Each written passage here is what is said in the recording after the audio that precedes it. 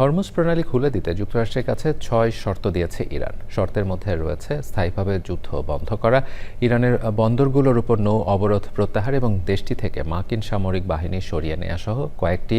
তবে এ বিষয়ে এখনও কোনো প্রতিক্রিয়া জানায়নি যুক্তরাষ্ট্র। মোশাররত শৈলী জানিয়েছেন রিপোর্টে।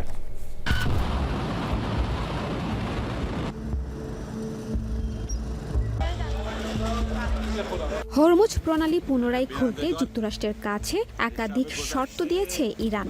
দেশটির সর্বোচ্চ জাতীয় নিরাপত্তা সংস্থার প্রধান মোহাম্মদ বাঘের জোলগাধর জানিয়েছে, যুক্তরাষ্ট্র আচরণ পরিবর্তন না করা পর্যন্ত হরমুজ প্রণালী খোলা হবে না। শনিবার ৮ আগস্ট ভারতীয় সংবাদ মাধ্যম এনডিটিভির এক প্রতিবেদনে এই তথ্য প্রকাশ করা হয়েছে।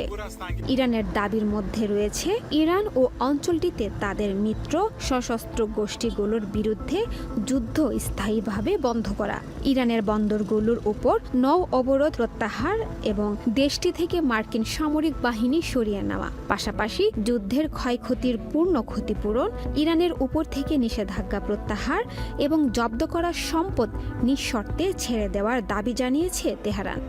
তবে ইরানের এসব দাবির বিষয়ে যুক্তরাষ্ট্র এখনও কোনো প্রতিক্রিয়া জানায়নি। এর আগে ওয়াশিংটন জানিয়েছে নৌ অবরোধ প্রত্যাহারের আগে হরমুজ নিয়ে একটি গ্রহণযোগ্য চুক্তিতে পৌঁছাতে চায় তারা।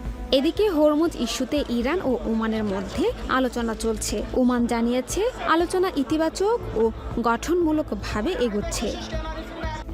এর মধ্যেই হরমুজের সংযুক্ত আরব আমিরাতের একটি বাণিজ্যিক জাহাজে হামলার ঘটনা ঘটেছে।